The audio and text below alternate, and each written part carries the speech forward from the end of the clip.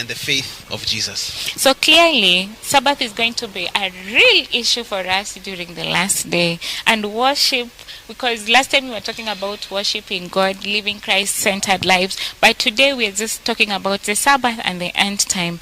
And I'll ask you, Japheth, what is the relevance of the first angel's message to creation, the Sabbath, and the end time? What is the relevance? Because the first angel message keeps telling us, fear God, give glory to Him, worship Him who made the heavens and the earth. So what is the relevance of that message to Sabbath? Yeah, so I think this is something that even people who are just casually studying the book of Revelation chapter 14, verse 7, 9, and 12 tell us, first of all, that the final crisis is actually a crisis of worship. It is not a crisis of politics or a crisis of something that is like ideological ideas, so that only maybe someone who is intelligent will be able to make it or not make it. It is actually a crisis of worship. In Revelation chapter 13 verse 8, this is speaking of powers that will be acting at the end times.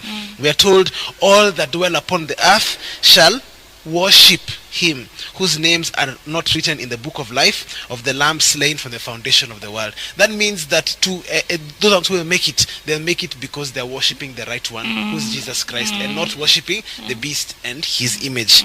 So first of all, at least let us establish that worship is at the center. And then once you go to Revelation chapter 14 verse 7, you find we are told to worship Him that made heaven, earth, sea, and the fountains of water. This is a clear reference to the Sabbath. That means, that tells us actually that at a time when this message is being proclaimed, and there is a proclamation of not receiving this thing that is called the mark of the beast and so forth, at that particular time when we're being told that the saints are those ones who are keeping God's commandments in verse 12, then we find which commandment especially has to do with worshiping the Creator. It is clearly the Sabbath.